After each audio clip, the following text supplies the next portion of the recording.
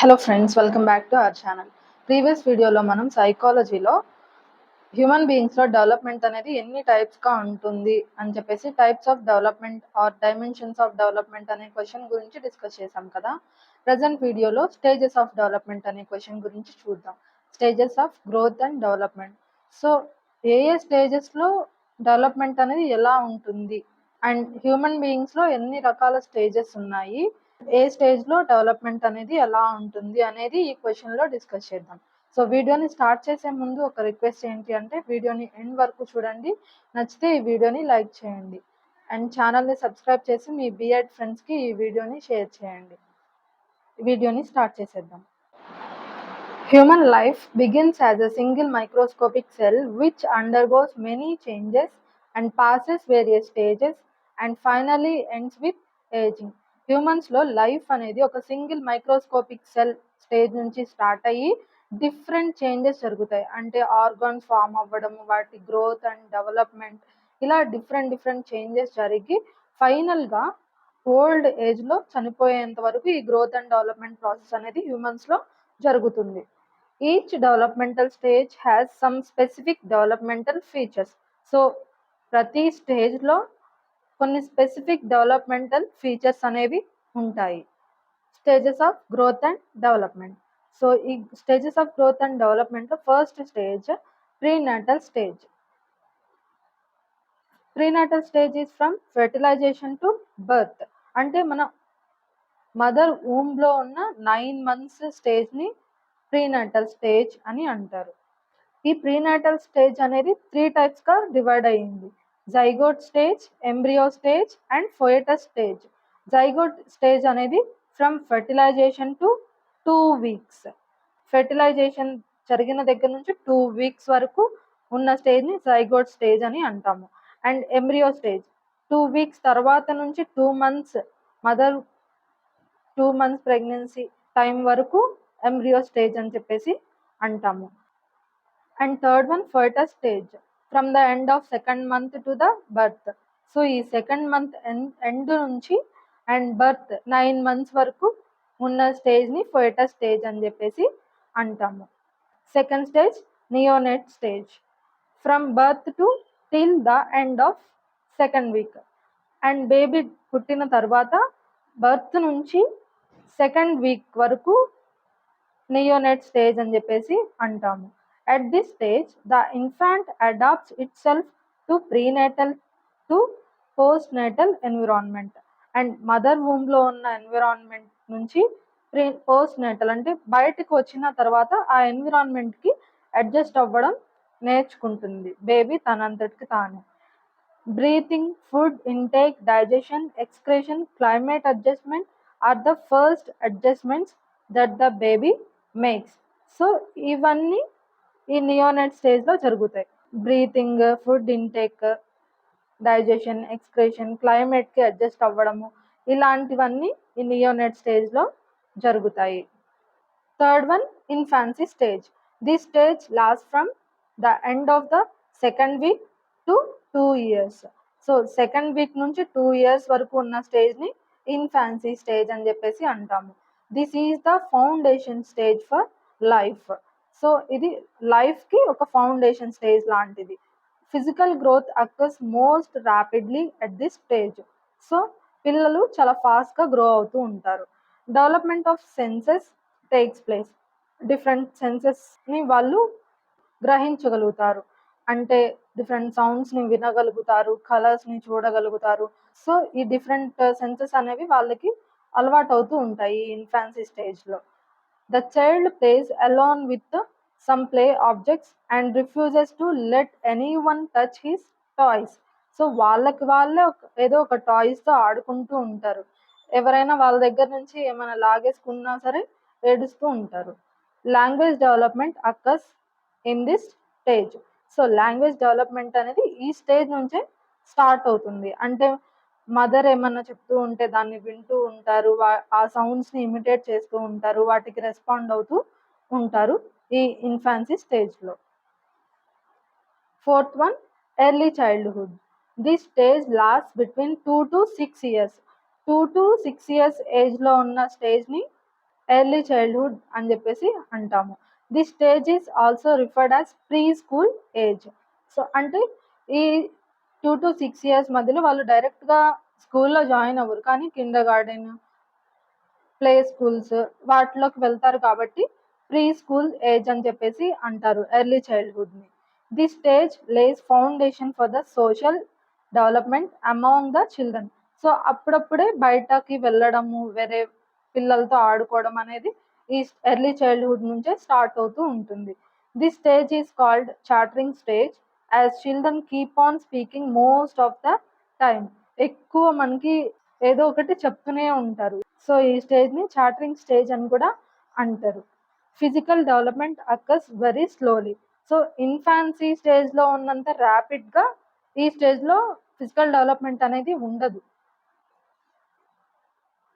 Next later childhood.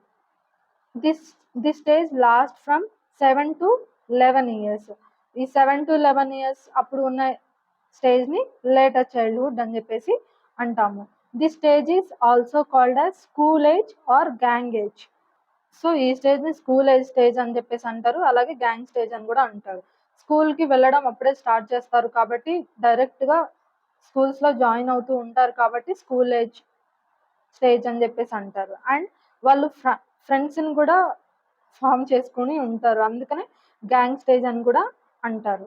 Physical development is a little slower at this stage. ఈ స్టేజ్లో కూడా physical development అనేది కొంచెం స్లోగానే ఉంటుంది. This stage is the happiest stage in a child's life. ఒక చైల్డ్ లైఫ్లో ఈ లేటర్ చైల్డ్హుడ్ అనేది అంటే 7 to 11 years అనేది ఒక హ్యాపీయెస్ట్ స్టేజ్గా కన్సిడర్ చేస్తారు. At this stage child's moral values develop rapidly. So moral values అనేవి ఎక్కువగా డెవలప్ అవుతూ ఉంటాయి.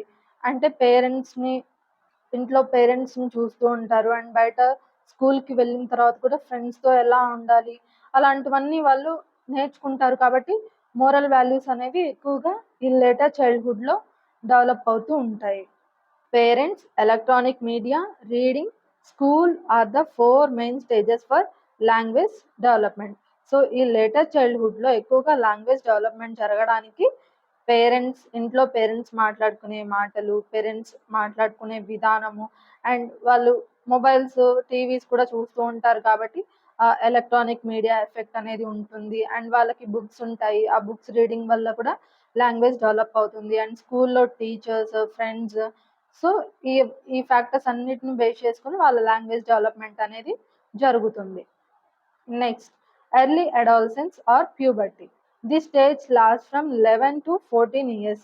సో ఈ 11 to 14 years ఏజ్ని early adolescence or puberty stage అని చెప్పేసి అంటాము. This stage is characterized by physical and psychological changes. So ఈ ప్యూబర్టీ ఆర్ ఎర్లీ అడాలసెన్స్ స్టేజ్లో పిల్లల్లో చాలా ఫిజికల్ అండ్ సైకలాజికల్ చేంజెస్ అనేవి వస్తాయి. Although this stage is very short, more changes occur in less time. So తక్కువ టైంలోనే ఎక్కువ changes అనేవి వస్తూ ఉంటాయి.